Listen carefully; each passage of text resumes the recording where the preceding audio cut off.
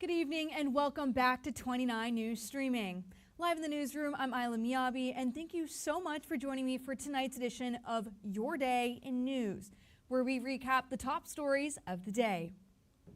A Shenandoah Valley dentist joined Senator Tim Kaine in Washington today to describe what he sees in his clinic every day and to explain how recent Medicaid cuts are contributing to the problem. Let's take a look.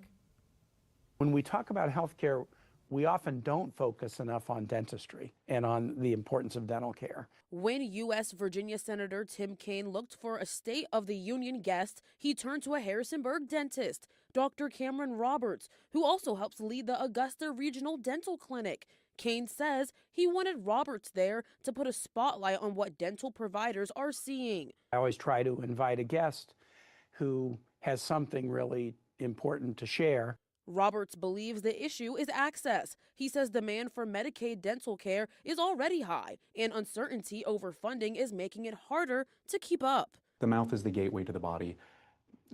Poor dental health affects every other system in your body. At his clinic, phones ring constantly. Roberts says his staff gets about 15 calls a day with people asking if they can be seen. So they're calling to see if they can get in with us. How are we going to continue to take care of people when we're not entirely sure what our operational loss will be? As things progress, Roberts says his biggest concern is how fast and dramatically cuts will be. If the cuts go all the way through, we will lose half our capacity, both with providers and ability to see the most vulnerable. Roberts says he will continue this fight for health care in rural areas facing the same pressure. I'm just hoping I can represent all the other good medical providers in the country that are doing their best to help people out. A decades-old case that made national headlines as one of the first fully televised murder trials in the country now has new evidence that could be brought to court. Jeanette Hastings has more on what this court filing could argue.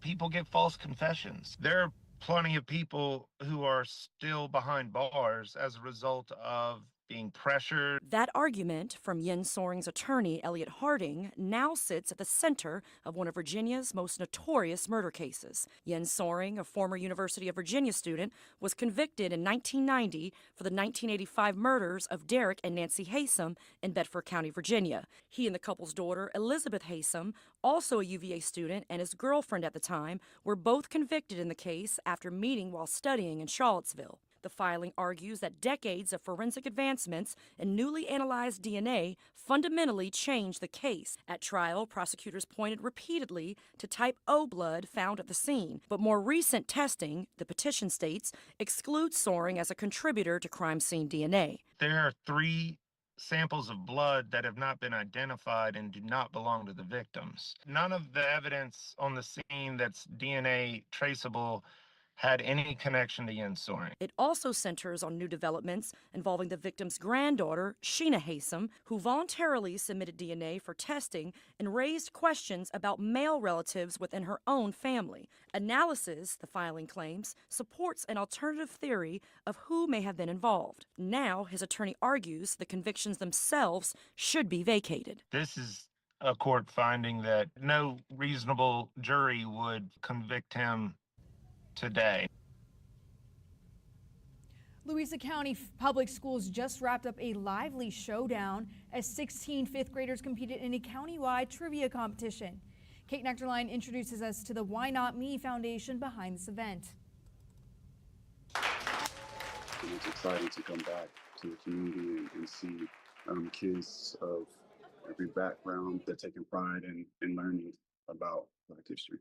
Tuesday, 16 elementary schoolers from Louisa squared off in an annual trivia competition devoted to learning more about Black history in America. Jesse Owens. All of it made possible by Carrie Wynn, who graduated from Louisa County High School in 2009. You may hear about Martin Luther King, Frederick Douglass, but there are so many more important, influential people throughout American history. Wynn would go on to play football for the University of Richmond and then the New York Giants. But he says he never lost sight of Louisa, launching the Why Not Me Foundation several years ago and providing scholarships to Louisa seniors. Though 18 inches of snow kept Wynn from attending in person Tuesday, that didn't stop him from speaking to them directly. It just speaks to his character and what a role model he's been. Ever since I've known him, when I was his high school principal, He's just always done great things, and he'll continue to do great things. After nearly 100 questions and multiple grueling rounds, it was down to the final 4.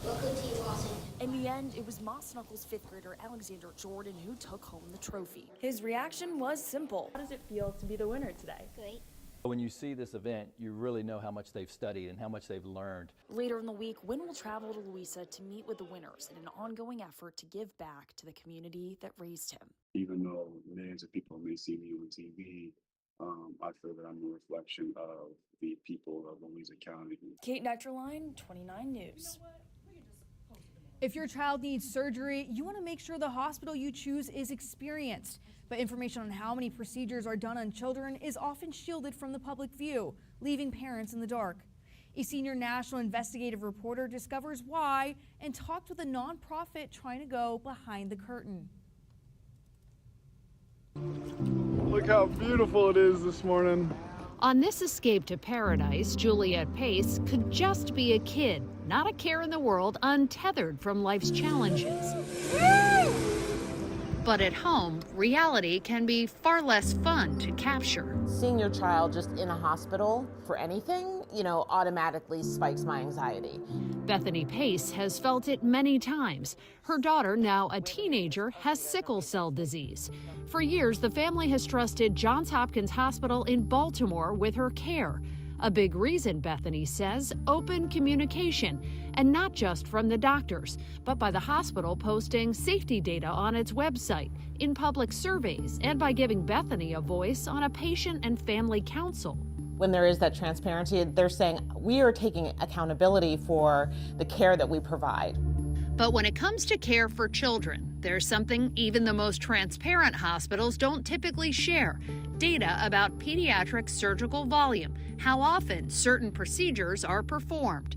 Our national investigative team discovered there's virtually no public information available about pediatric volume at specific hospitals, even though similar information is widely known about adult patients. For the most part, parents are making blind decisions with their lives of their child.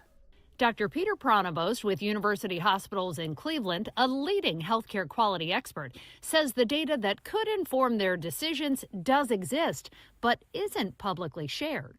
Every state has an all-payer database that counts surgeries, and the Agency for Healthcare Research and Quality has that data. They purchased it from the states. But the data use agreements between the state and AHRQ precludes them from making this data public.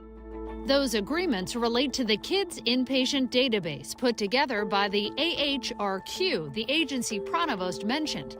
It has data from millions of pediatric hospital patients, including procedure stats, but it's kept totally confidential.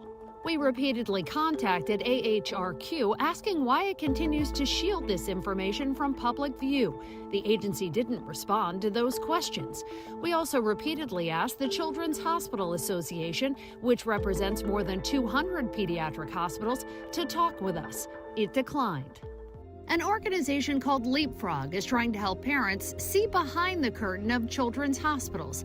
The nonprofit collects voluntary surveys from facilities coast to coast, gathering data on safety and quality.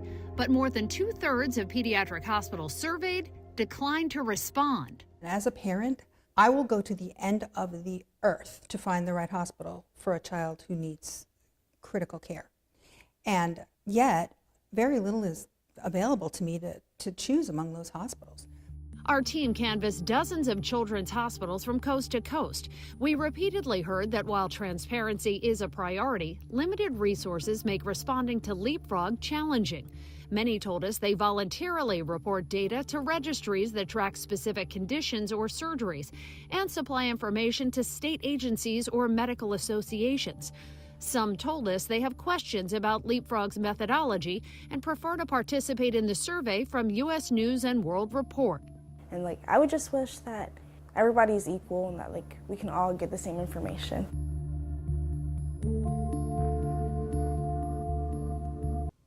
The Children's Hospital Association says healthcare decisions are best made between families and their doctors, and that its members follow data protection laws to protect patient safety and privacy.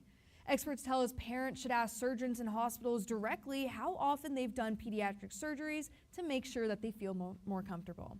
That's all for today's episode of Your Day in News. Thanks so much for tuning in. For 29 News, I'm Isla Miyabi.